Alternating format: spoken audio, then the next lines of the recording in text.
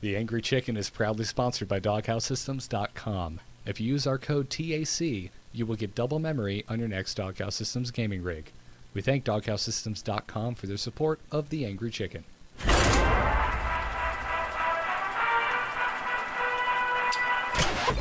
Well met. A podcast about Hearthstone, Heroes of Warcraft.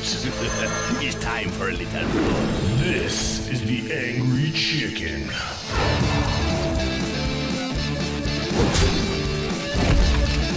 I hope you like my invention.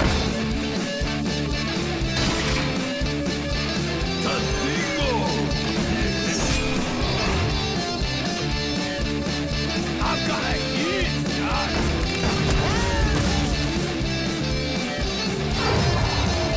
Reporting for duty. Greetings and welcome back to the 20th episode of The Angry Chicken, a Hearthstone podcast. I am Garrett Weinzerl, and I am joined as always by Jocelyn Moffat.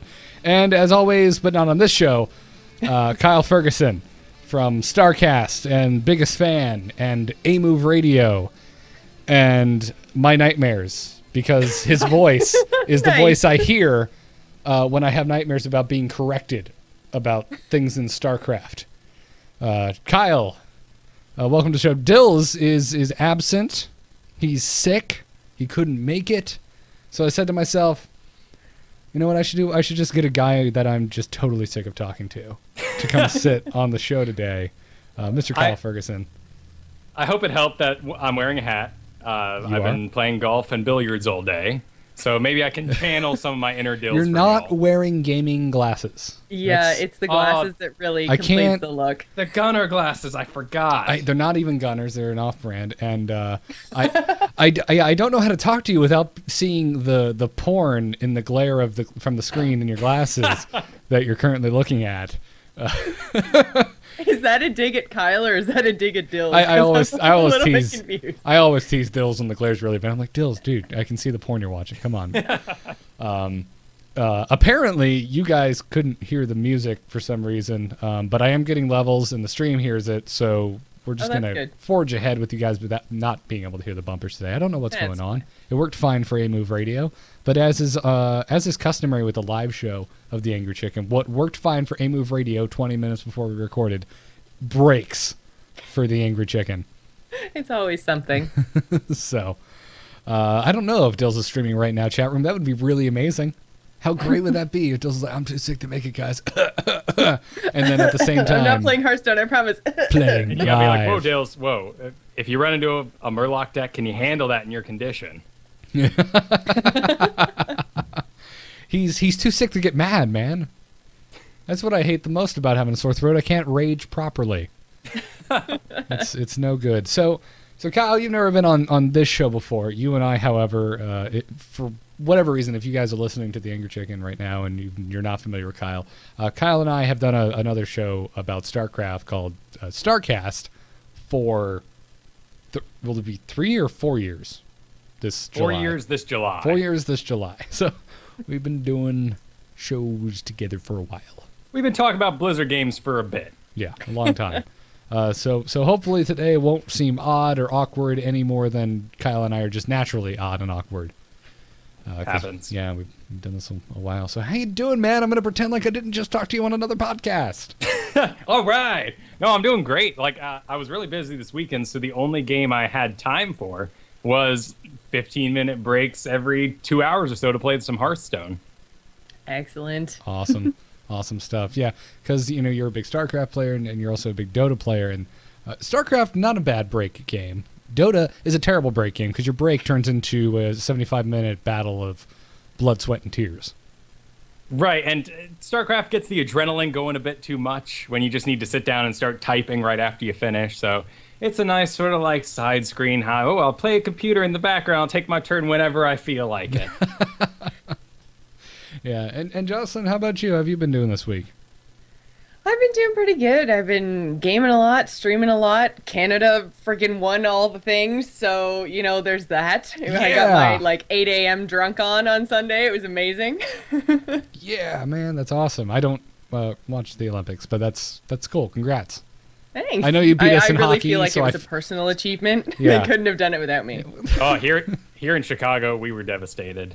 We had a sign on the freeway that had on one side the Canadian team, on one side the American team, and in the middle it said "Loser keeps Bieber." And Oh, that's amazing. I saw that. Wow. yeah, and sadly that next day Damn we it, had I to really sign don't the papers. want him. He was born there. Take that psycho back. Nope. Hockey settled it. He's all Return yours. him to return Target Bieber to owner's hand. We need to wait another year Come until the on. next draft. Oh, wonderful. Just Greg, another damn year of Bieber. Another 4 years of Bieber. Do we send up anything that Canadians hate? It's like just stop flooding us with Twinkies or something from America that you hate. The Twinkies are so tasty. I don't really think the Canadians hate anything. Like, we're just so easygoing. It's like, oh, you guys want to throw that shit over the border? All right, we'll take it. Because we're nice like that. Stoner Americans looking for more lax marijuana laws? Maybe? We have those. Maybe? Okay. Never know. And, anywho, this has nothing to do with Hearthstone. What you know? Let's kick it off, Jocelyn. What deck have you been playing this week? You still rolling the shaman? Oh, I've been all over the place. So I was playing Shaman for a bit, and then I changed it up, and I played Priest, actually, a little bit, and that didn't work, which wasn't really surprising. And then I helped Joel build a really cool warrior deck, so I was like, because he's kind of almost at the point of just rage quitting, so I was like, okay, I'll help. Let's see what's wrong with you. Your deck, the deck. Oh boy, we're gonna hear some personal Secrets. stuff that we shouldn't know about. So yeah, I mean, I've been playing a little bit of everything, and I mean, I played a whole bunch of other stuff on the weekend too, but Hearthstone-wise, I think I went through 3 or 4 different heroes, so I'm kind of all over the place. What about you, Garrett? Have you been narrowing things down? I've still been rocking the shaman, and I played a good amount of paladin this week just to try and knock out a bunch of dailies that had been kind of accruing. Paladin, and it was because of a daily. That was the other one that I did. Yep, yeah, doing a lot of paladin. Just for whatever reason, I don't find them as strong. I even like. I was just like, well, I just need to knock these out, so I'm gonna just go rip off a mana grind deck, and it still wasn't working that great for me, and I got really frustrated, and I was like, I'm just gonna throw in nothing but low drops and just like aggressive pally, and that actually worked in unranked. Oh, and unranked. Okay. I'm not gonna take a deck I don't believe in into ranked. It's not gonna happen. It's such a different mindset because I'm just like all ranked all the time. I'm like, I don't even care. This may work, may not. Who cares? I can't lose stars at this rank. Tank that rating. Next day's quest, super easy. Yeah. So yeah, no, I had a lot of fun in Hearthstone this week. I think I got up into rank 13, and oh, nice. And then I started doing the dailies and didn't rank up anymore. I even finished out an arena run, 7 and 3. That's good. Well, that's better than I've ever done. I was like, oh, that's so good. I was like, wait, it's out of 12. Still better than me. yeah, and it got like crap for prizes. I got a good chunk of gold, but like in my card packs there was just nothing. Like, don't even talk to me about nothing. Did you see my tweet? No. Oh, man. What Okay, happened? so in one pack, I got a Wisp, 2 Southsea deck hands. I can't even remember what the other 1 mana common was. And then my rare card was a freaking Murloc. I was just like, okay, I'm out. It was the worst pack ever of life. That's pretty awful. I mean, come on, don't hate on the Wisp. They're free. They're terrible, but they're free. Wisps are gonna make a comeback, man. And Kyle, how about you? What deck you been loving on this week? I've also been making my way through the shaman popularness. What's going on there? Like, we all just kind of woke up one day and said, "This is good now." They're placing consistently in mana grind tournaments, and if iHearthU says it's good, that's what everyone's going to play. Gotcha. Yeah, for me it was more when we did our Overload episode, and I kind of I already understood it, but then kind of getting more of an explanation of which Overload is worth it and which ones aren't. Then I kind of took that and built a deck out of that, and had a lot of fun and success with it. So for me, that was what kind of tipped me in that direction. But yeah, I just loaded myself up with like every card that'll give you more than one creature. one night, and then was like, I'll throw in some totems, and oh my god, this is an amazing deck. And that got me up to rank, what would that be, 18? And then my Gatling Hunter deck carried me the rest of the way recently. And that is nothing but like direct damage. You got your bows, you got your traps, and things like Stormpike Commando, Nightblade, Iron Forge Rifleman. That's where I'm sitting right now, is 16 with that baby. Nice. Cool. Yeah, I had a rogue deck like that right after the first big wipe and the big nerf to rogues.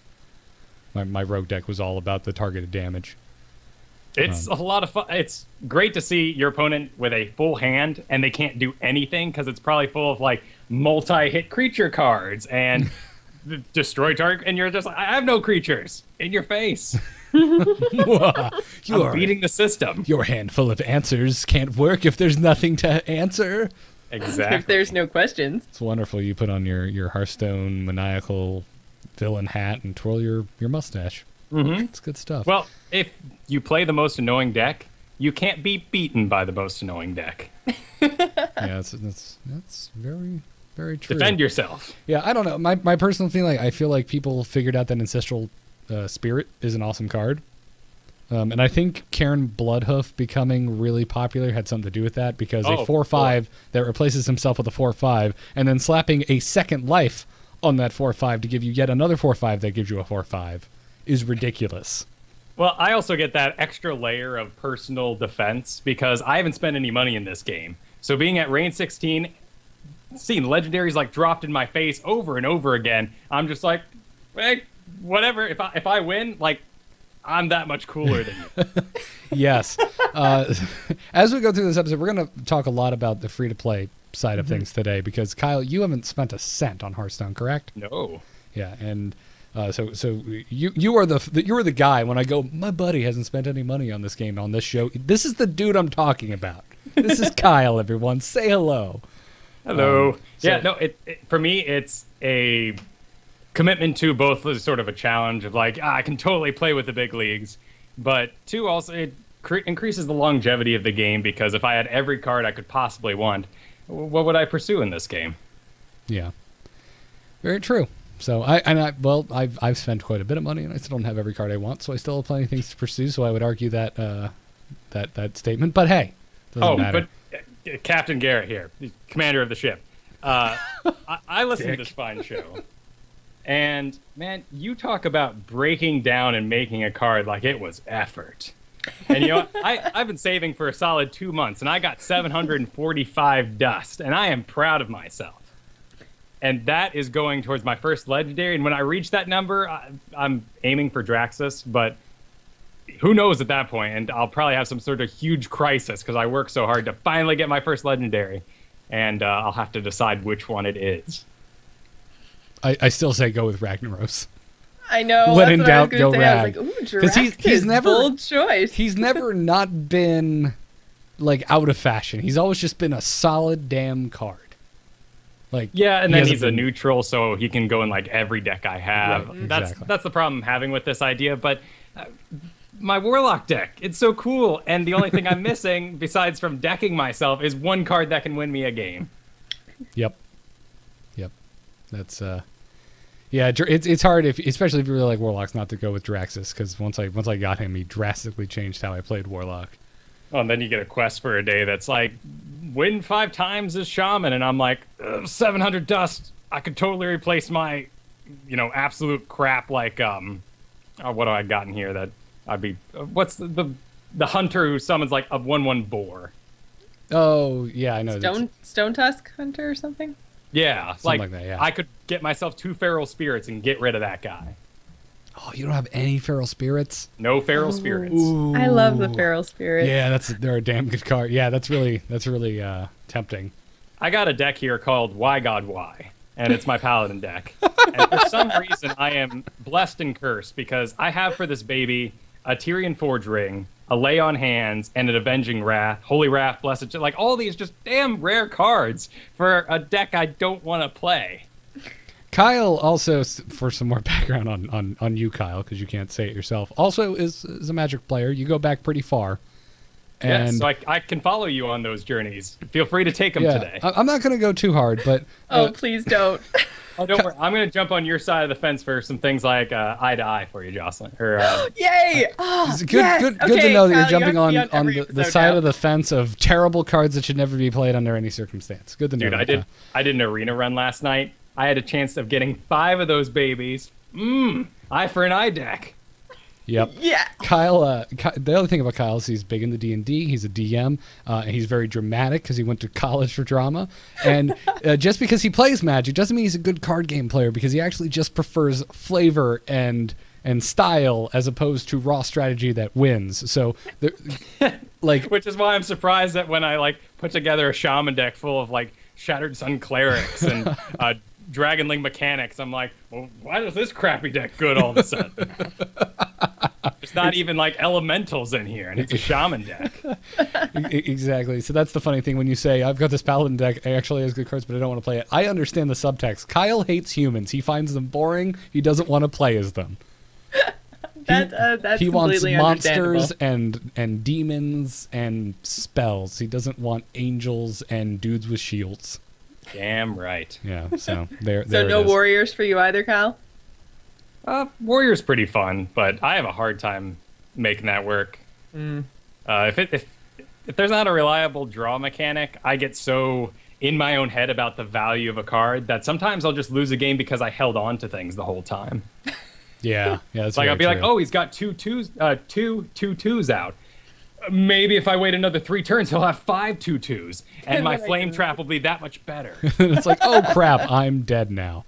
Yeah, that is a trap you do not want to fall into. I do that frequently too. I've got to I do that all the time. we're talking about a shaman. Lightning Storm is the absolute you almost always you held onto that card too long, because if anyone has a successful if anyone has a successful curve, everything's getting over to health as the game goes on. You're just like, well, I really would like to get more than two creatures for this one card, but it's like, oh crap, well that guy has 4 health and I don't have any spell power, so this isn't happening, and I just screwed myself out of tempo play. So yeah, there's that.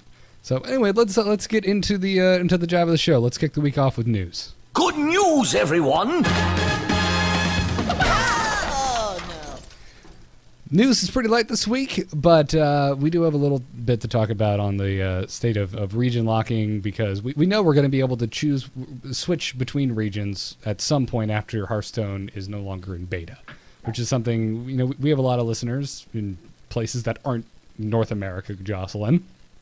So we Very hear from true. people all the time that are like, hey, I'm on the European server, I'd really like to play with you, but I can't. And so everyone's really stoked about being able to change regions. And Kyle, this is something we got a while ago in StarCraft. Yeah. Now we can choose our region. We don't, back in the early days of StarCraft, it was like, oh, the pros, they have a multiple different licenses of the game so they can play on the different servers. If they're going to go play in a Korean tournament, they can train on the Korean ladder, et cetera, et cetera. So it'll be really nice to be able to do this in Hearthstone. The thing is this week when one of the people on the forums, on the official Hearthstone forums, expressed relief about having to not start a new collection to play with their friends in another region, Aratil came in and burst at the bubble saying, quote, "Sorry for the confusion. While we do have plans to allow for any account to connect to any region in the future, card collections and account progress will not be shared across the different regions. As such, if you do choose to play in a different region, you will have to start a new collection for that region."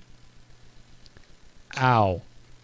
Yeah, and I thought a couple months ago they were quite clear that we were all going to be able to play in one big global pool. Maybe everyone just misunderstood it, but I never understood it that way, because that's how StarCraft works, and maybe I was just assuming that, but no, you still have to select your region. The ladders, well, it's not really a ladder. Well, I guess it kind of is at the beginning of Legendary. You can actually see your rank. But no, there's still going to be the European section and the North American section and your C, and I wonder, because I know in with StarCraft the Korean server is its own dog, and I'm curious if they're going to do the same thing with Hearthstone. Oh, there'll be like one global area that's just the Hearthstone Yeah, it's like you've kings. got your Asian server, and then there's just Korea, because Korea is just this, like, that's where you go for the real competition. Right. So, Nova Scotia, home of Hearthstone. Yes. yeah. So, yeah, I don't know. This makes me way less excited about having regions unlocked, because okay, cool. This makes it easier for me to do, like, what Trump's been doing. And, hey, I'm going to stream a free-to-play account where I only have cards that I've just unlocked from just getting random gold and spending no money. Cool, I can do that easily. But at the same time, like, if I want to play my buddy in England, I want to play him with my cards, and I want him to have his cards. I don't want either of us to be sacrificing a So more that's beneficial either collection. a lot of money or a lot of grinding to like completely replicate your collection. Oh yeah, yeah. It's ridiculous. Now, obviously, not not the end of the world. I'm not. If I can't play in every region I want with all the cards I have, I'm done. That's not what I'm saying. It's just disappointing. Yeah. You've kindly supplied me with a card on our stream here that says I confuse your target with crazy conspiracies. So how about this? Blizzard never releases a game with global play because they know a bunch of tools out there are going to buy a whole bunch of copies so they can play on multiple regions, and then they'll change it later when they get around to it. Bunch of people buy a whole bunch of cards to play on different regions. Eventually they say, you can combine your pools. It's no big deal. Conspiracies abound. Yep, and this is why I put the word crazy in front of conspiracies. Because Kyle likes to do this, and he's almost always crazy. Almost always, though. Almost. She's reading into it, right? Yeah. So there's that. It's just yeah. It was a really quiet week. It was. It absolutely was. I was looking through. I'm like, Blizzard hasn't said anything. It looks like StarCraft this week.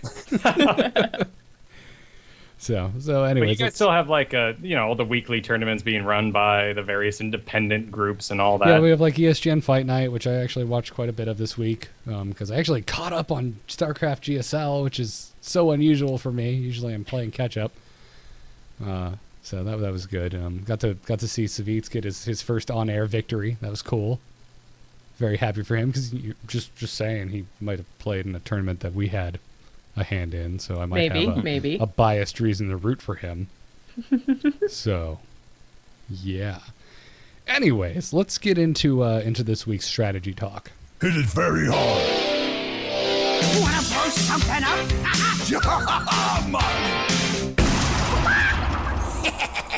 Time to pay! So for strategies this week, Kyle, since you're here and you only play free-to-play, and also since Trump made some serious waves this past week and hit legend rank with his free-to-play mage, I thought now would be the best time as ever to discuss free-to-play as an option, as a decision and a way to play this game. Sure.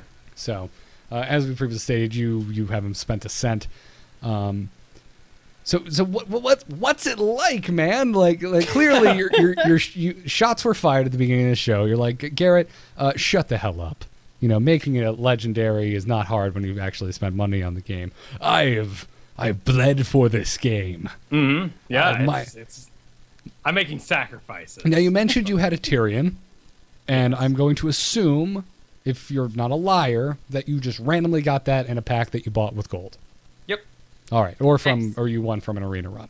Yeah, I always do arena runs because of the bonus dust and everything else you get, so I accrue the most goods. And if I have an arena run going that I don't feel like, completing or getting rid of, then I'll buy a pack with my gold while I have that. Awesome. Okay. All right. So I don't know. Was this like a conscious decision going in, like I'm going to spend no money on this, or what? Because I remember when we first started getting in, when Hearthstone first came out, you were pretty standoffish. You weren't sure if this was a game you were going to get into. So did that play into your decision to play it as a free to play game? No, that's more just how I handle all video games, which is set it to the hardest and do all the side quests along the way and just get the most value out of it. I do agree with the philosophy of I would pay X amount of money for this game, therefore I'm going to allow myself the funds to buy that much in the free-to-play game. But this one, I've really been digging like the scrappiness of it and being like, well, if I had any car I want, hell no would I ever use that thing. But whatever. I've got, a bunch of Mad Bombers. I'm going to use them because that's what I got, and that's what's good. Yeah, and that's fine. And it's funny you mentioned that. It makes you feel like you're playing limited. You're playing limited all the time, even in constructed ranked. You're just playing with whatever cards you happen to have gotten, and obviously there's an interesting way to play that game. So the last couple of weeks we talked about net decking on the show and going out and looking at the decks that have been winning and constructing your decks. How much of that plays into the free to play decks that you create? I mean, obviously none at all. Do you look okay? So I was going to say, do you look at it at all and then adapt it to the cards you own, or are you just like, I am going it alone? No, but I've also played a lot of Magic over the years, and I own just about every single one they put out for Steam. So for me, when Hearthstone was coming out, it's like, see you, Steam, and I was just so excited to play this game instead and unlock things in the same sort of manner that I did with a single player game with that. But that teaches you one thing, and that's that it's all about card value.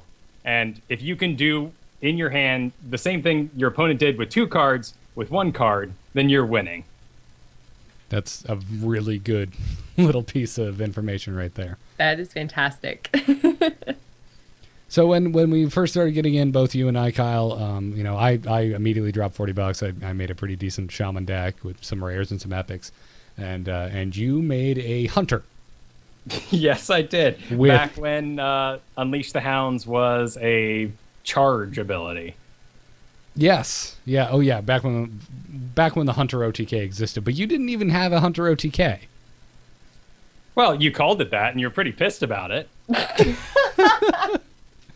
Well, no, but I mean, what I did was I looked through all the decks, and being a Magic player, one who really kind of got into Magic in Onslaught and those blocks, which are very creature type heavy, the first thing I did was look for what could I build that has sort of synergy to it.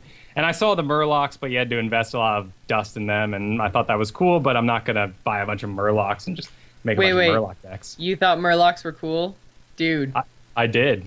I still do. Let him have I would it, enjoy Jocelyn. a Murloc if I owned it. Don't go easy on him, Jocelyn. Let him have it. Come on. Kick him off the show. He's dead to me. Yeah. But instead, I saw this wonderful card called Unleash the Hounds that made it so you could actually have a Core Hound in your deck and have it be useful. And what a novelty that was. Back then in the day. So I went first for the Hunter, all beasts all the time, and just slowly started unlocking traps. And now it is my main deck, but it's almost exclusively trap-based with direct damage because those beasts, they just don't do what they used to. No, they don't, unfortunately. Timberwolf and what's a McBuffy Pants doesn't really Houndmaster. It's not really the combo you need to win. Oh, Blizzard, if you're listening, please change the Houndmaster's flavor text to McBuffy Pants. Yeah, little tweak there. Balance change. That'd be Actually, do all the balance changes you want, Blizzard. Please bring them on, because every time you do, I get to disenchant things for full Exactly. Doesn't that make you feel so good about life? Half of the 700 is still sitting from changes. In fact, I'd have myself a nice oh god, here I go again, Chargy McBubbleton. Argent Crusader, the 4/2 with charge and divine. Argent shield. Commander. I looked it up, so I cheated, but I still corrected you. Gotcha. That's fine. my bad. But I had one of those in gold, and when that change came about, got rid of him. Awesome. So that's why, yeah. See, now we've talked. When we discussed the balance changes in the past, we obviously mentioned the fact that hey, these cards are disenchanting at a premium. But since none of us play free to play, that's a good point. If you're playing free to play, balance changes are a big economic boost. Hell yeah! I just can't. God, if they can just do one little change to this Paladin epic, I would be swimming in dust. Which Paladin epic? The Tyrion Forgery. Oh, that's a legendary, dude. That's a legendary. Well, so you'd really be swimming in it. Yeah, again, it's the only one I have, so. He's not gold, is he? No. Okay. No, Oh. 'Cause oh, gold- he'd be gone. He'd be dead. I was about to say gold legendaries are wonderful because you just get a free non-gold legendary, whatever you want. Just Right, but Yay. gold, what was it, rares? That's just disappointing. yeah, I mean, I- if it's something you don't want, it's still quite a lot of gold. But yeah, Oh, sure, but I had a golden eagle horn bow, and to get rid of it, I could buy an eagle horn bow. oh, that is disappointing. I'm sorry. The golds are just so frilly. They are very flashy. I really like them. I always keep mine and then disenchant the regular one and then take a lot of crap from the guys. So as far as spending your gold is concerned, one of the things that we've said over and over on the show is if you're really just trying to kind of get the most bang for your buck, that it's even though it's 50 more gold for only guaranteed one pack, that arena is the better way to go because you win gold, you win a guaranteed one pack, and if you do well, you can get 2 packs and more gold than you spent to buy in for. Now, is that a strategy that you subscribe to? Oh, yes, and I also just love doing the arena, particularly when I was first getting going. It was the one place where I could kind of have an on-par deck. Now I'm enjoying myself in play, but certainly arena allows you to get a little extra for your buck, and if you're not enjoying your deck, I feel like Santa, and I just kind of press play, and I give away my game, and I'm like, I'm done with this deck, but I'm not going to retire, I'm going to give it away, and some dude out there just got some bonus cards and some gold from me.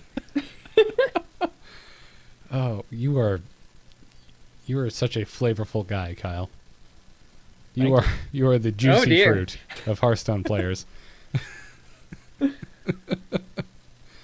So that's well, great. So you're still playing that hunter deck. So I don't know. Have you had any big revelations as a free to play player recently? Any change in the way you play the game?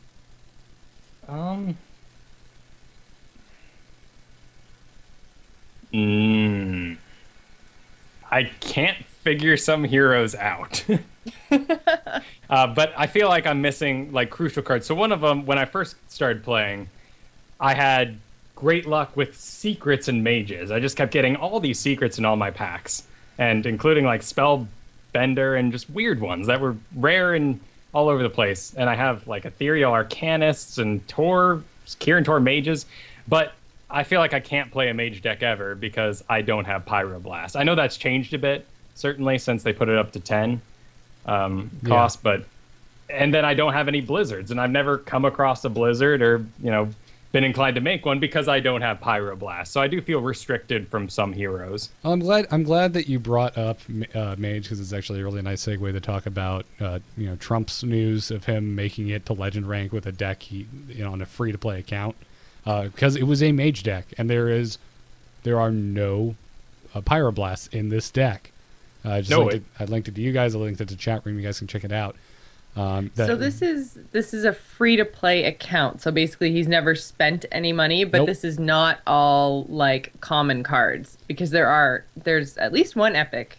Yeah, right? but that's not what free to play means. Free to play. Okay, just- no, I was just checking. I was a little bit confused because at first I thought it was just like all the commons, and I was like, "There's not commons." Oh no, absolutely not. No. But, Okay. But you'll notice a distinct lack of any legendaries at all. True. Yeah. And it's a mage deck, and there's no Pyroblasts. Mm-hmm. So, I want to. Also, this is very much a control style mage, and it's definitely. Thank you, Trump. Control style mage is now back in fashion. Yeah, that's the thing. You'll see a lot of Very creature heavy. yes, yeah. Which Like, it's kind of odd because he has Mana Worm in there, but up until Fireball, he doesn't have anything to cast that no, would work with it. He has 2 frost bolts. Frostbolt. 2 frost Oh, bolts I for guess. 2 mana. Okay, yeah. Yeah, no, that's absolutely a way you can go. Yeah, and then you curve up into Fireball, Polymorph. Well, actually, there's not a whole lot of spells. No, not for a mage deck anyway. Yeah. But I mean, the first thing I noticed too is that there's like the kind of replacements for legendaries that we talked about. So he's got I guess that was what, last week? Yeah, Yeah. 2 weeks ago we talked about how to replace your legendaries, and Boulder Fist Ogre came up more than any other card. Exactly. So did the Swamp Ooze, and then I thought there was one other one in here. But anyways, the Ogre for sure came up, and I mean he's got two in here, so it's really an interesting deck. One thing he doesn't have anything of is Silence, although he has the Faceless Manipulator, so that's kind of an answer to some of the legendaries he might see. But yeah, no Silence.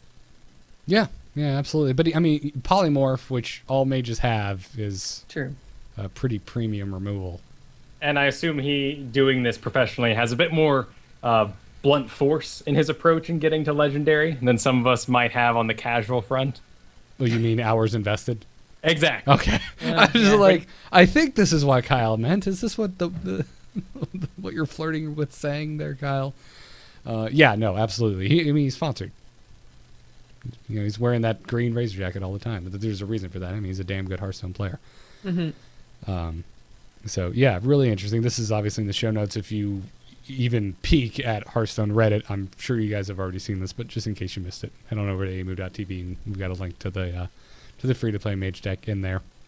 The thing that's just so impressive about it is like one flame strikes, and I mean the Faceless Manipulator. Like that's almost all the control he sort of has to it, other than some direct damage.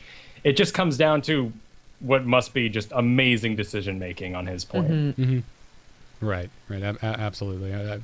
I don't really frequent his stream very like I haven't frequented it in a long time, but I would like to see some of his games, and I'd like to see like the cliff notes. Like if someone made a highlight reel of his climb up the ladder of some of the harder decisions he's had to go for. I just can't make a mage work. I don't know if it's like my mentality, but if I can't either draw with my hero ability or make a minion, I just have a lot of trouble.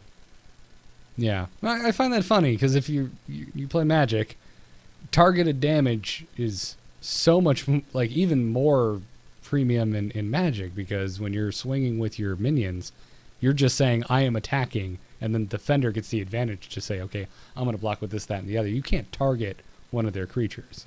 Yeah. So targeted damage is really important. So they have a hero power where it's 1 damage wherever the hell you want it, and you take no damage in return. I'm surprised you didn't just immediately gravitate to that. Well, you put a 2/2 out in front of me, and I'm like, well, this is useless now. I know you can ping it, and then you take the damage, and you ping it again. Like, there's a strategy to it, but I'm not a red player in Magic. And I was actually explaining to Brockett of Biggest Fan, who, we're doing Biggest Fan Hearthstone coming up, and he's like, how do I even play this game? I can't. I went to Druid, I grabbed all these cards so I can up my mana pool, but I'm not winning. And I'm like, dude, just play every deck like a red deck, and you'll win. It's like, oh, you're right. I'm just super aggressive, and it all makes sense. That can work. That can work. Controls also works real well. Yeah. It works damn well. That's why you asked at the top of the show.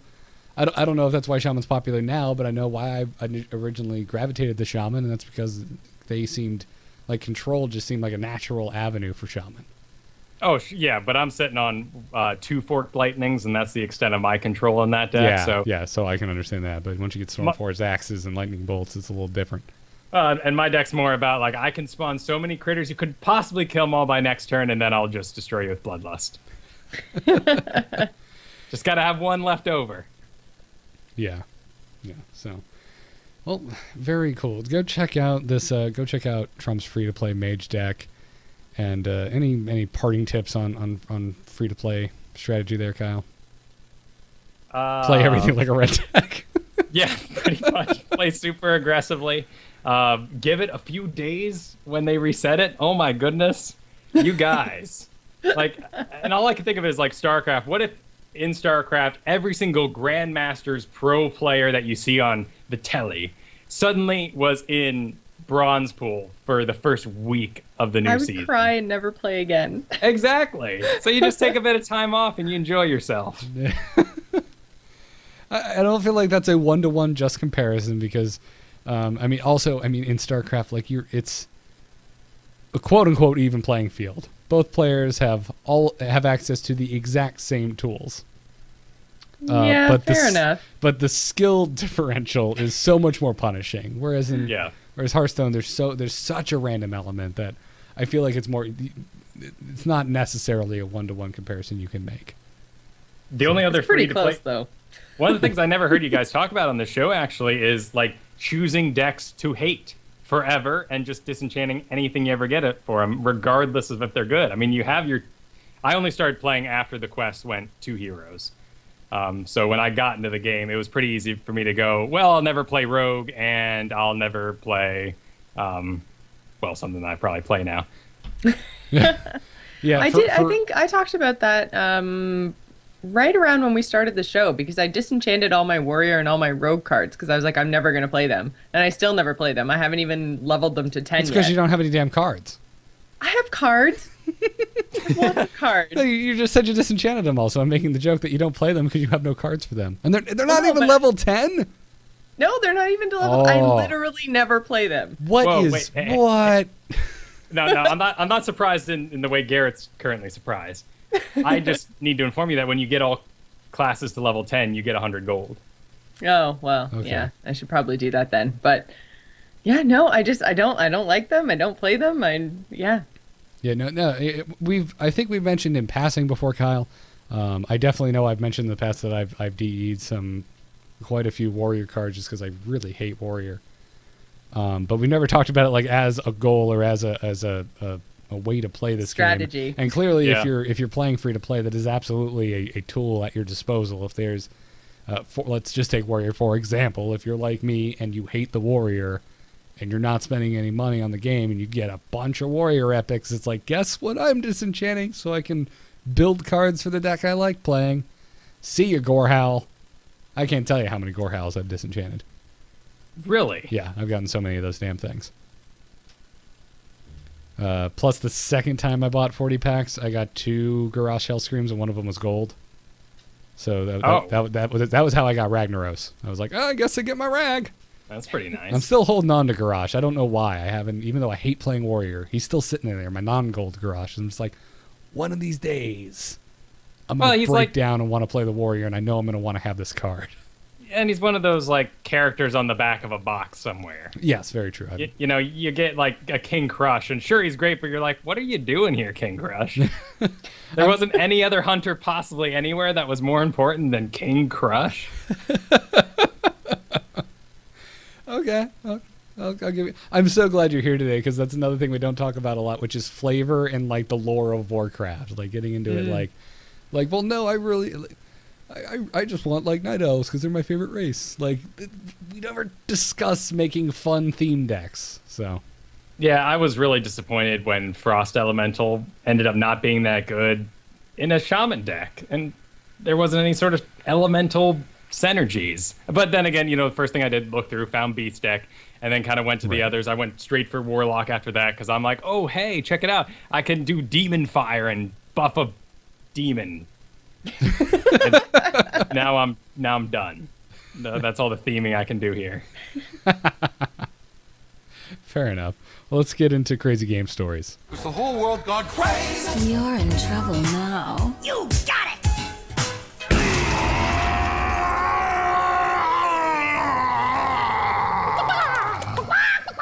Today's crazy game story, or listener crazy game story, comes to us from Jay, who wants to talk about a game he had playing as Hunter.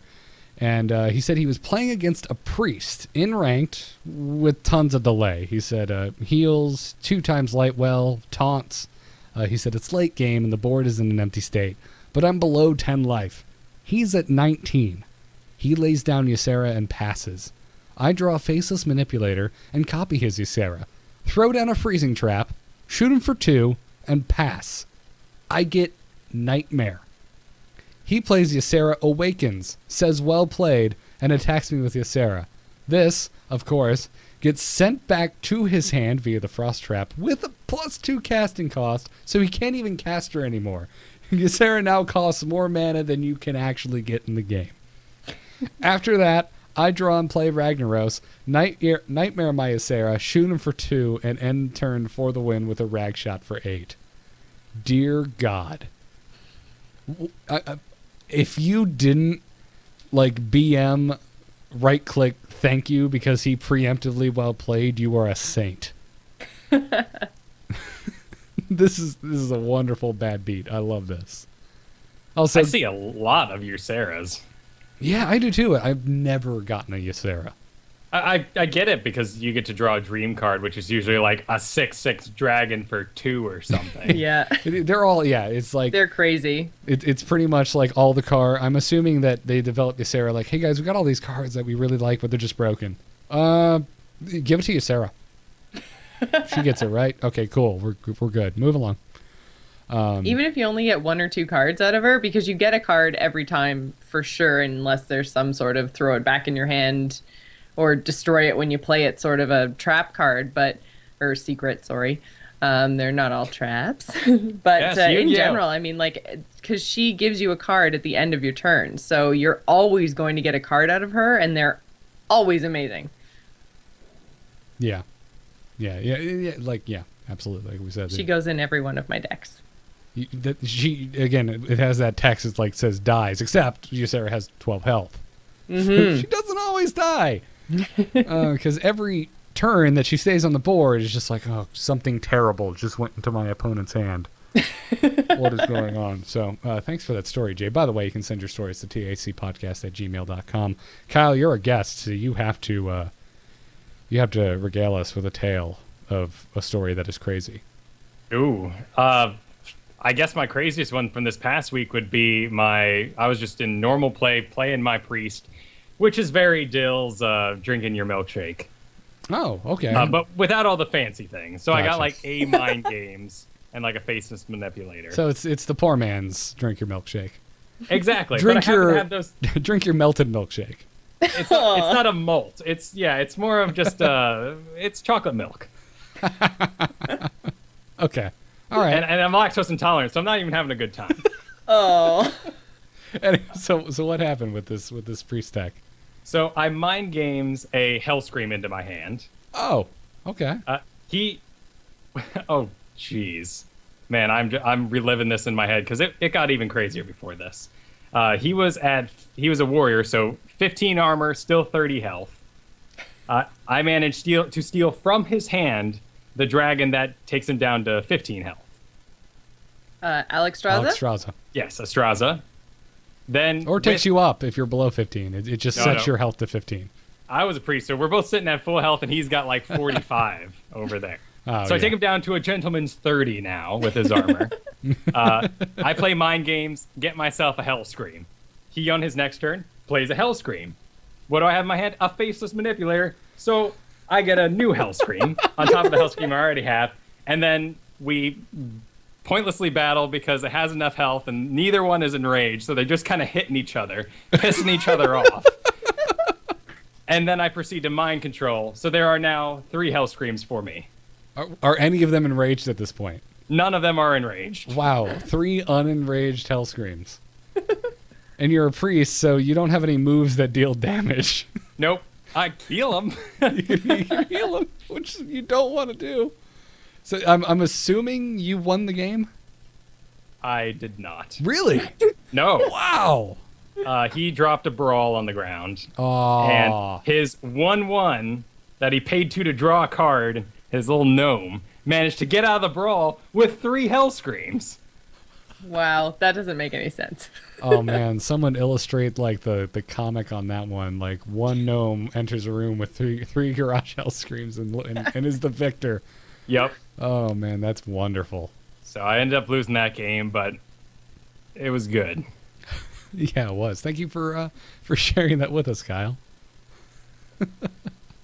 Well, let's move on into emails. Hello? Hello, it's me. Hello. Just quickly, did you get my message? Yep. Oh, Hello, brother. I'm so sad you can't hear the maniacal laugh there, guys. I'm sorry. Oh, it's okay. It's really odd because there's like 10 seconds of silence, and I'm like, now? How about now? Oh no, this is old school. Welcome Like, to every podcast I've done for the last 3 years. right? Yeah, I'm back home. I didn't have the fact that this is doing some weird thing where you guys can't hear the drops is just bringing me back to the old times where I just had to tell my host like, hey, it's gonna be awkward silence. Just chill until I start talking. No one pick up the phone. I'm getting on the internet. Your emails, we're reading them. You can send them to tacpodcast@gmail.com. And our first email today comes to us from listener Dan, who writes, "Hey guys, great show. Written in a few times, but this one I think will be a good topic and something people may also have questions about. I tried getting a stream together and found some how-to videos on YouTube using Flashlive Media Encoder with CamTwist, only to find that it doesn't work now with Twitch. What free streaming software have you found? I know Dills uses a Mac, I think, that is supported by Twitch. We don't have to pay an arm and a leg for. Thanks, guys." If you're using a Mac, I have no idea. Although he doesn't say he's using a Mac, he just says he thinks Dills is using a Mac. Mm-hmm. It's I'm pretty sure OBS, which is Open Broadcasting Software, is Mac compatible, and it's free. Yeah, OBS is free. It's like the go-to free solution for everyone I know. Yeah. Yeah, just OBS or OBS if you're pronouncing it out. That's what people are talking about. I personally use XSplit, but that costs money. I use XSplit too, yeah. Yeah. But yeah, OBS is a wonderful, wonderful alternative for no money. So, and in the spirit of being the cheap episode today, I figured this is a fitting email. So are you guys thinking you're going to get the whole package when you guys get the sort of ability to stream or some sort of competitive mode in the game or observer? Do you think that's going to come with like replays for you in game and maybe like keeping track of your previous arena deck? Because that's something what I'd love. You talking about what are you talking about? Are we going to get it? Oh, because he's talking about, putting together streams, and I know you guys went through a ton of work to put together your invitational with flipping the videos and having to do all that stuff. We're getting confirmation in the chat room right now that OBS is not Mac compatible. Dills must have a PC then, not a yeah, because Mac. I know Dills uses OBS. So Yeah. then I'm pretty sure he has both, so he must be streaming on his PC. Sorry, back to you, Kyle. Are you insinuating that we're going to have to pay for that? I'm confused by No. the I would wording. just love replays in game, is what I'm saying. Oh yes, absolutely. I mean, good God. But Hey, so they're talking about. do you want a supporting- tool that would make the game 10,000 times better? No, I don't want it. Keep it away from me. But have we heard that it's going to come out in one big package, or if they're like, well, we're working on a spectator client, and then when we get that spectator client, are we going to go, well, now we want replays, and they're going to go, oh, well, we're working on it. If replays don't come with it, we absolutely are, because we're a ravenous black hole of brats that are never satisfied. But yeah, I don't know. I feel like if they're doing observer mode, I would think replays is a very natural, obvious progression. But I also thought going into Hearthstone that an observer mode was a given, that it was just going to be in the game, and it's not. So I don't know. I'm obviously it's got to be something they're thinking about. Observing and replays are two of the most requested features. There's no way this is off their radar. So. Yeah, there's that. Are you excited for it, Kyle? Because I mean, clearly, we're spoiled by StarCraft. We've had these features for a long time since it launched. Show Man, off. we have let's go ahead and brag about some StarCraft then, shall we? Because we have a feature right now where you can rejoin a replay and then start playing somewhere in that replay, just so you can mess with like what situation could have won the game. That would be really just fun for amazing. Hearthstone. That'd be Imagine, especially come next BlizzCon. Let me set this up for you guys. Come next BlizzCon, we have another Hearthstone Innkeepers Invitational. But it's bigger, it's better, and it has more gravity because everyone's in the game now. Everyone's playing it. Everyone knows what the cards do. We have some pro players that are like Nesty and Bomber level freaking pro players. These are pro players in StarCraft, for those of you who are not following me. And Blizzard releases the replays, the in-game replays, and you can enter these replays as those two players with a buddy from whatever point in the game that you want. And so, say there's a really good play. There's this point in the game where both players could go either way, and it comes down to the decision making. And you're like, oh man, if he had just done this, that, and the other, the guy would have had no play. And you could actually go in and try that. That'd be amazing. Right, like replay the final matches with the deck stacked the way it is, so you're drawing the same cards. I was going to say, yeah, would you draw all the same cards? Oh, absolutely. That would ruin the purpose. It would have to work that way. And then if you went more turns than the game went originally, obviously it would randomize from there on out. But Well, it would be randomized based on what it would have been at that point. But yeah. right. Yeah. Like, I'd love that just for, like, puzzle things. Just people posting, like, here's my replay. Could you have won it? And I'm like, well, sure, I'll give it a shot. Yeah, exactly. Puzzles on the forums and on the official Hearthstone website and on Liquid Hearth are very popular right now. People are posting these puzzles and say, figure it out. Imagine, if they could just give us a file. Download this, it's a puzzle, figure it out, have fun. We could actually stream it and have fun with it and figure it out. Yeah, I think resuming from replay in Hearthstone would be a great feature. Definitely not one I think needs to come before, observing, but that's something I'd love to see.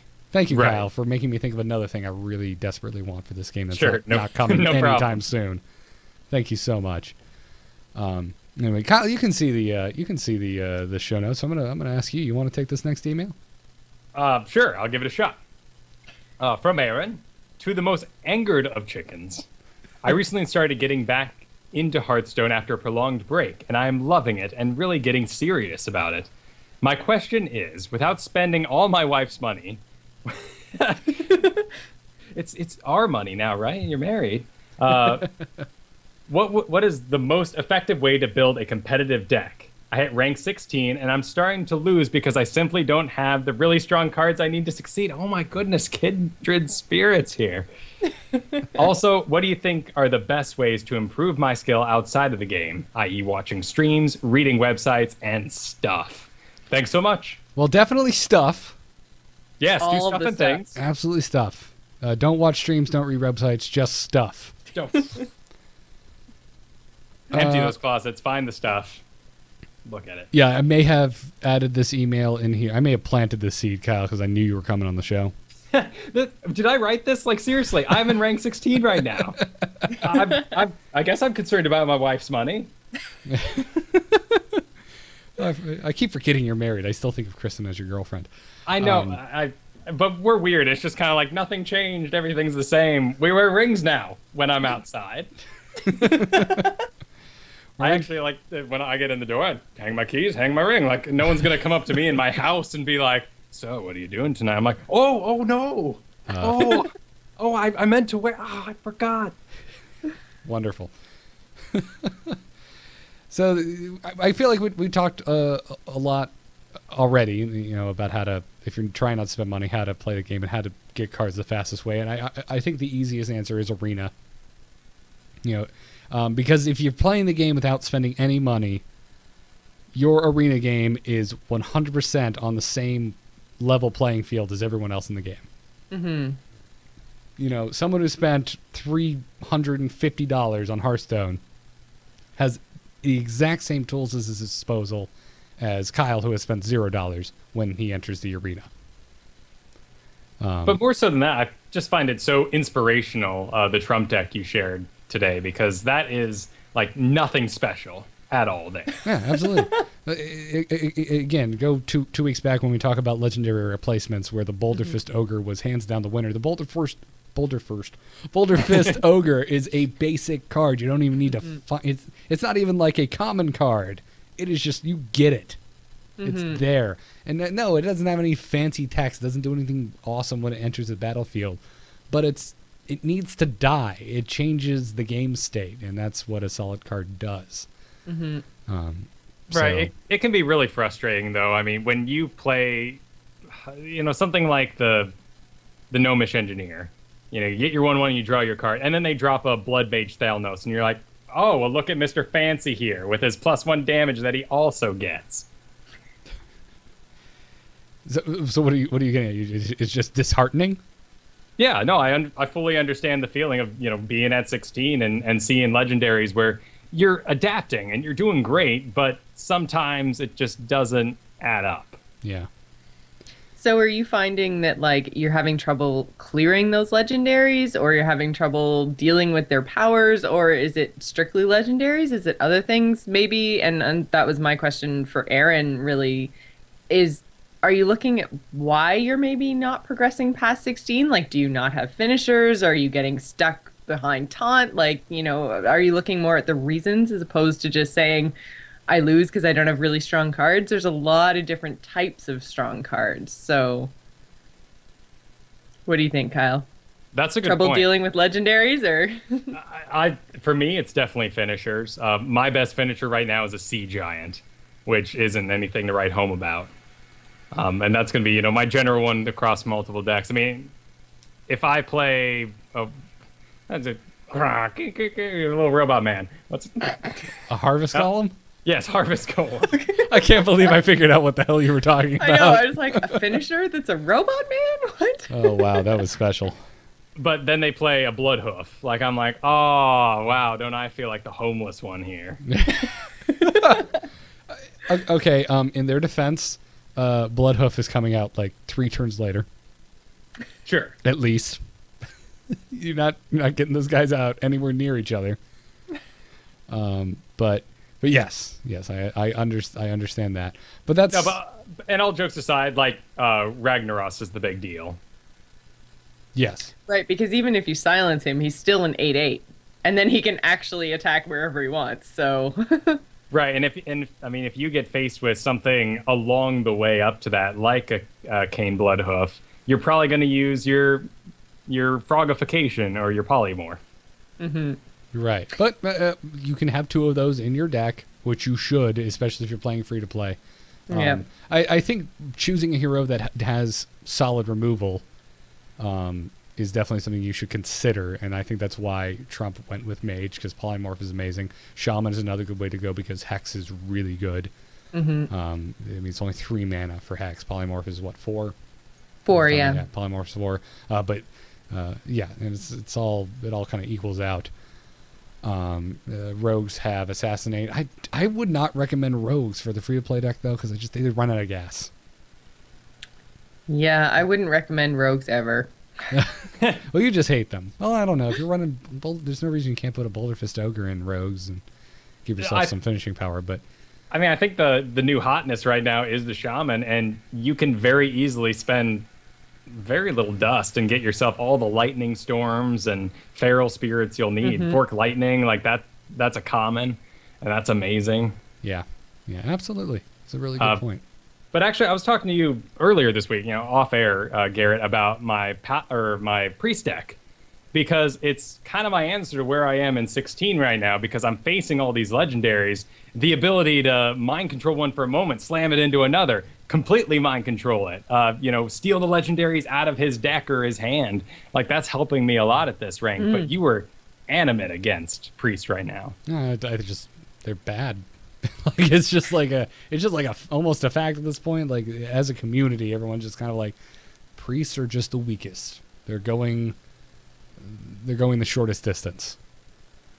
Just because the heal can only top you off so right. much. It doesn't change there's really no way for you to influence the board state with that heal. Mm. I mean, yeah, maybe there's a few things, like you got a light spawn and all of a sudden now, it's more powerful than it was if it was damaged. But just overall, I mean, you're just dying slower. I mean, this is a discussion you and I have about Magic all the time, which is like, heals are nice if it comes with something else that actually does something. Heals in Magic, you're just losing slower. You're not actually you're not affecting the board state. You're not keeping up in tempo. You're not screwing with your opponent in any way. You're just postponing the inevitable. What about that sweet one-turn kill, Inner Fire, Divine Spirit combo, huh? You like that? Yeah, when the that's pretty stars hot. align, it's amazing. But I think that there's... Doesn't like getting schooled by a light well. It is. And there's also wonderful. that Shadow Priest that turns all your healing into damage. That's pretty sweet. Yeah, the Ashanai Soul Priest. Yeah. Yeah, that's great.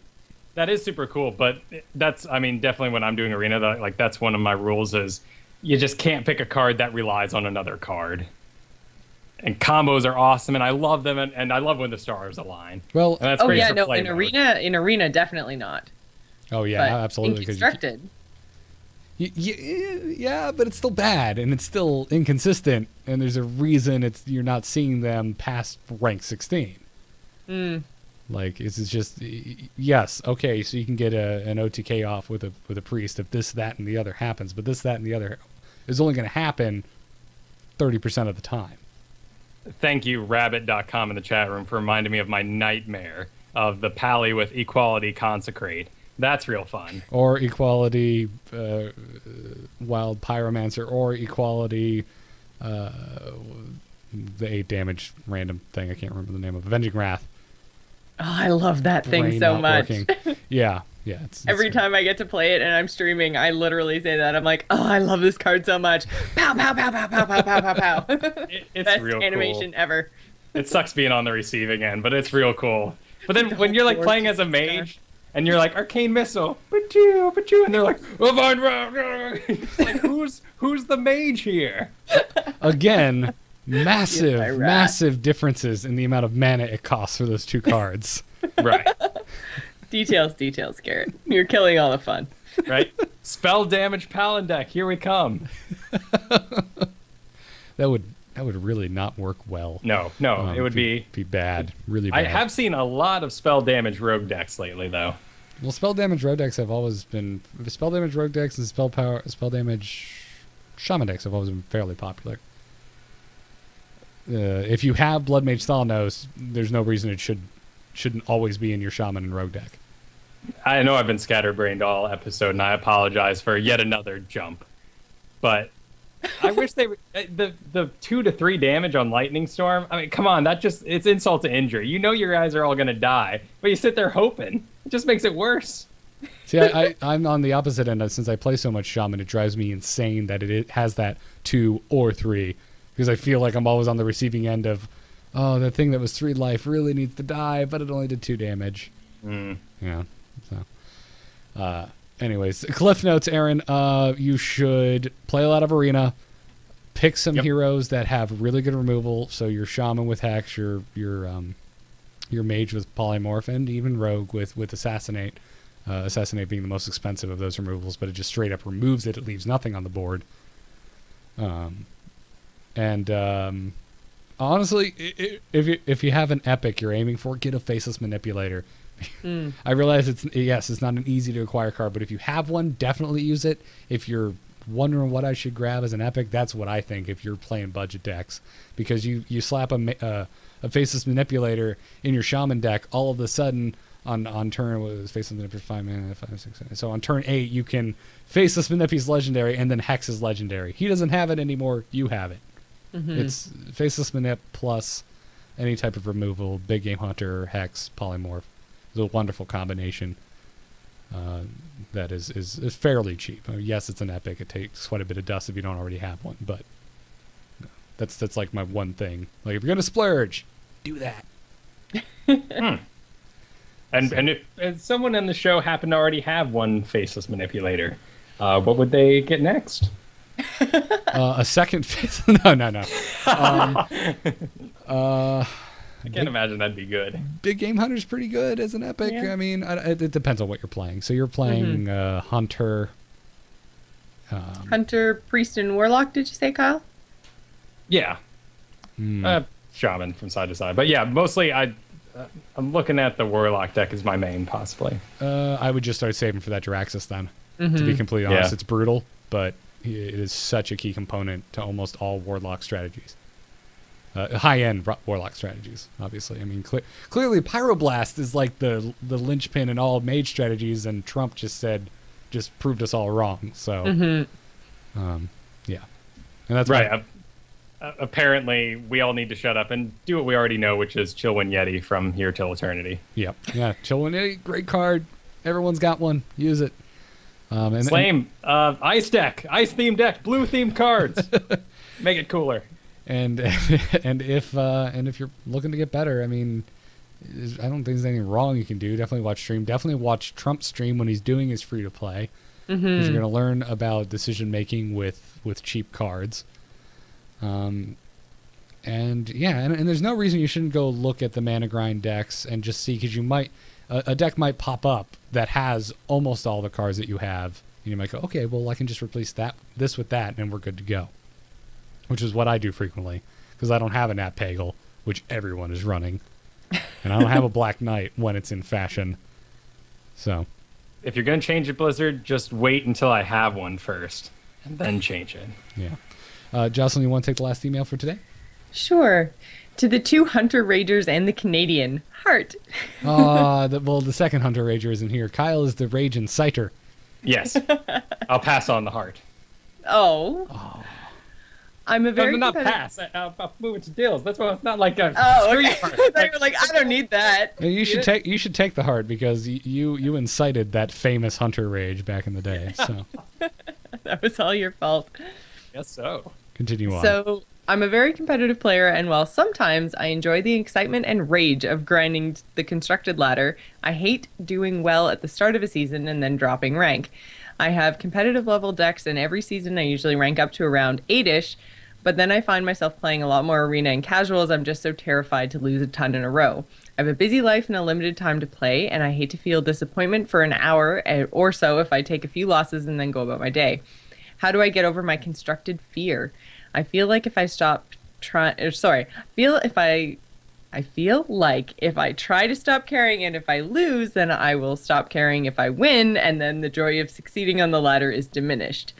Ironically, my win rate is enormous, but I don't think smashing through the first 15 levels of the competitive deck counts. Hey, some of us only ever get through the first 15 levels. But he's saying he has a competitive level deck. So he net decked this from somewhere. So what? I'm assuming if he says he has a competitive level deck, he probably net decked it from somewhere. So that's what he's saying. I went and grabbed what just one mana grind and then plowed through the first 15 levels. I think that's what he's saying. I don't think he's trying to insult you, Jocelyn. Too I thought he late was for that. building decks and only getting through the first 15 levels. I'm like, oh. Some of us like hanging around in the middle. Yeah. So usually start finding other areas to play once my win rate starts evening out against other good decks.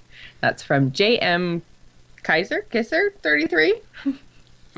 Yeah, I don't know. I'm gonna go with Kaiser, even though it's not spelled like that.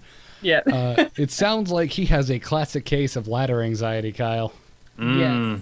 Yeah, this is something that we talk about on StarCast a lot because the StarCraft ladder is brutal and unrelenting. Mm-hmm. So, do you guys have a schedule for like when the seasons get reset yet? I don't No, it's up in the air. Originally, it was supposed to be monthly, wasn't it, Garrett? But Yeah. then they're still testing everything and we're still in beta. Then they just kind of randomly go, okay, it's gonna be Friday, reset. Yeah. Okay. Because I know there were like supposed to be prizes eventually for certain ranks. Right. Or something. They've Yeah, announced that after that's release. not going to happen during Okay. beta at all. So, yeah. Eventually, we'll be getting our card backs and all kinds of stuff.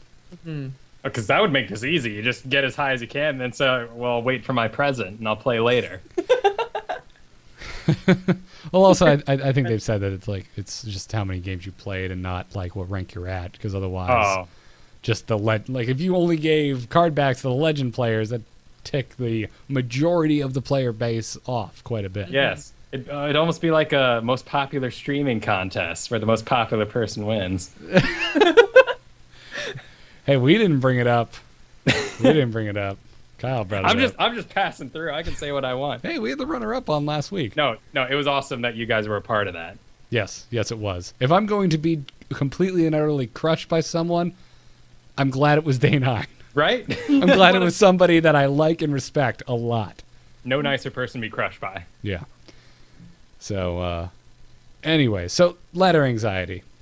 Something I believe all of us have at one point or another. I had this hardcore when the rank system first launched.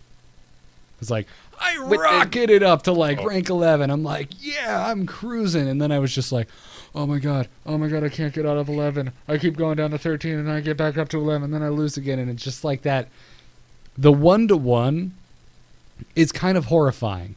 Like Kyle, and Jocelyn, you play StarCraft. StarCraft is relentless. It's hard. You make one mistake, you lose. But I feel like the ladder system is slightly less like evil because It's a little more forgiving. you don't just absolutely. have 5 stars there and like you lose a game, you lose that star. It's like, oh God, no, I'm going back into bronze. I can't. No. Like it's not that. Bronze, no. It's not that 1-to-1. Whereas Yeah. in Hearthstone it is 1-to-1, and yes, it's incredibly tactile. Hey, I won a So- game, got a star. Lost the So game. I love the crap. new system. It's a lot more fun. Even though all they did was just replace like medals with pictures, it made it just more friendly. And I wish StarCraft would be like, you're a Baneling, this guy's a Hydralisk. Whoa, look at Mr. Ultralisk over here. True, and then like Grandmaster would be something really lame, like the Innkeeper. It'd be like a probe. It'd have to be Zelnaga, man. It'd be a probe. 'Cause it's the only thing that's like equally as lame as being just a random dwarf. Well, that's the best. That's the best unit because you can build all the other units, Garrett. Yeah, come on, Garrett. Jeez. Fine, there we go.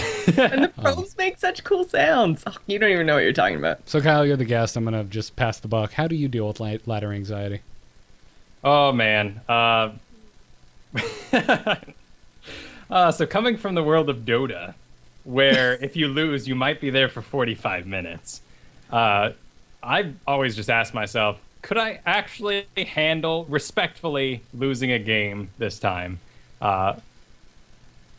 And if I can't, then I quit and I walk away. And very often I'm back a lot sooner than I thought I'd be because I took that break when I needed it.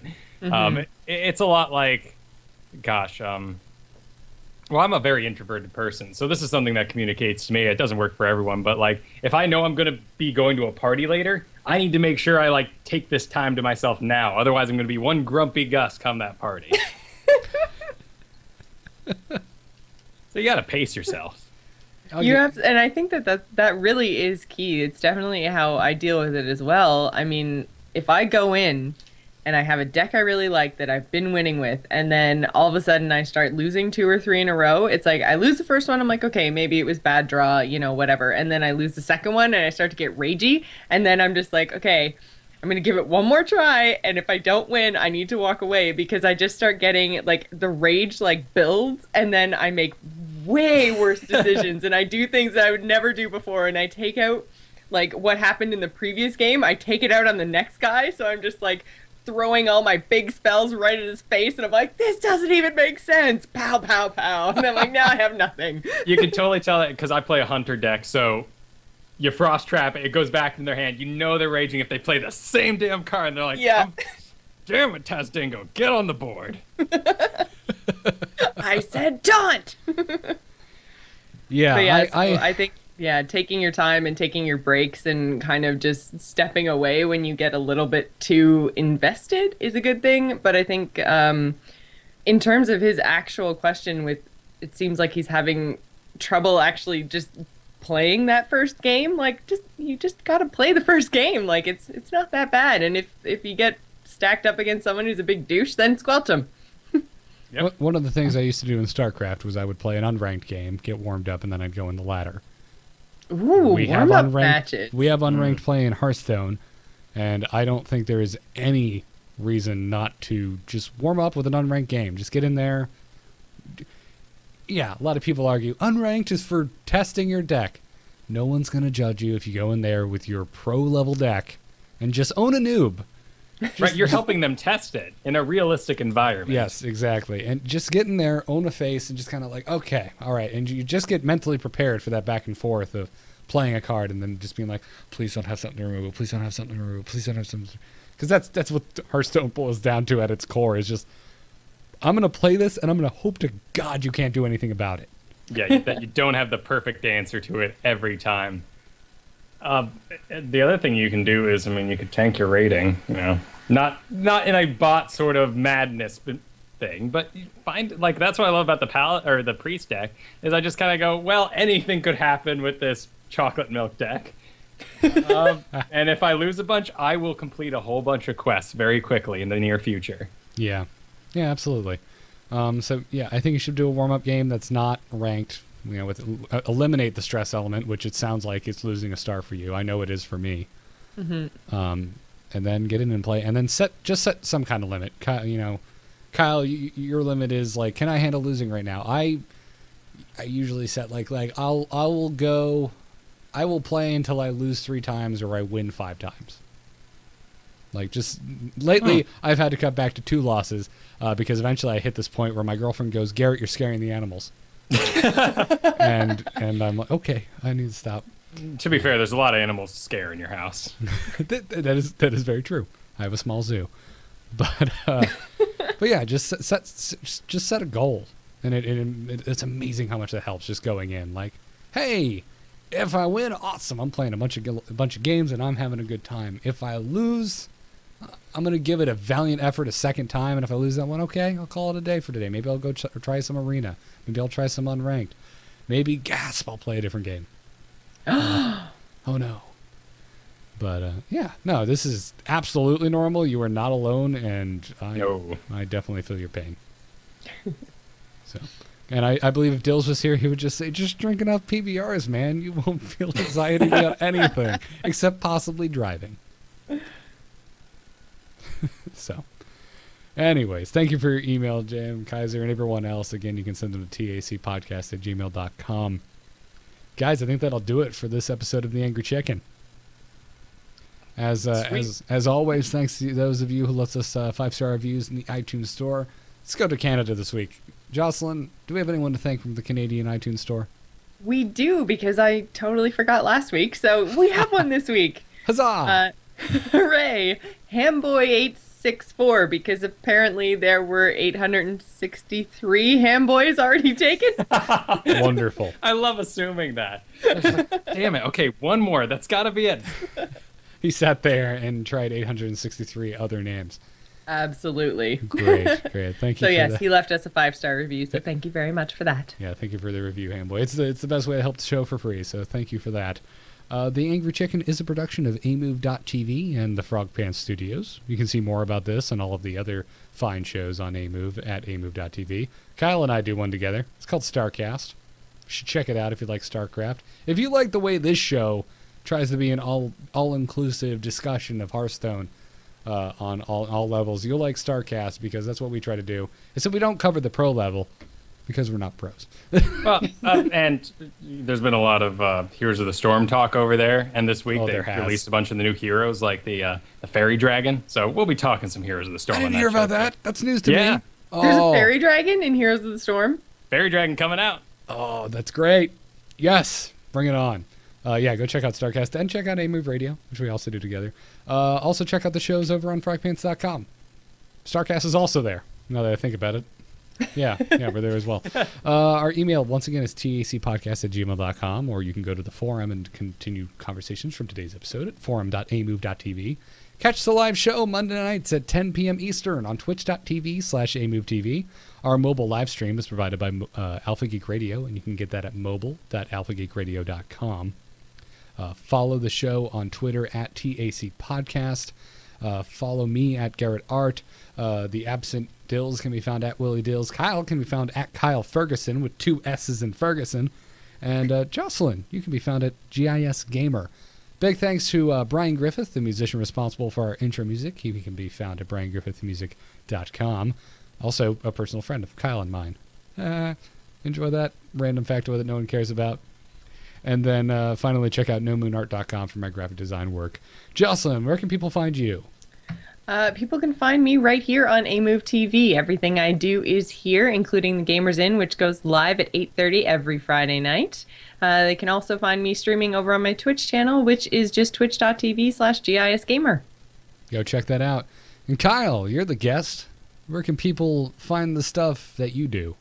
Oh, well, you can find everything at amove.tv. That includes StarCast, that includes AMove Radio, which we record right before this show, and Biggest Fan, which in 2 weeks will be Hearthstone, and last week we did beef jerky, where we ate a ridiculous amount of beef jerky and talked about the way this frightening meat is crafted. It's not frightening, it's delicious. Very cool. Yeah, on AMove Radio, we talked a lot about Titanfall this week. Make sure if you're going over to the YouTube, which is youtube.com/StarCastShow, which is where you can also find the VODs for the Angry Chicken podcast. And I think I forgot to mention last week that the Angry Chicken Invitational is also finally available on the YouTube. Sorry that took so long. But got a video up there with my first look at Titanfall, which I'm really excited for. So if you're a shooter fan, go check that out. youtube.com/StarCastShow. Thanks to our sponsors, DoghouseSystems.com. Our code is TAC, and that'll get you double memory on your next Doghouse Systems gaming rig. And every time that code is used, it directly supports us. It pimps out an already awesome rig even more. So check it out. We thank them for their support. And we thank you guys for listening. We will see you next week, hopefully with the recovered dills for episode 21 of The Angry Chicken. But until then, and I expect Kyle to chime in on this, job's done. Work complete. Job's done.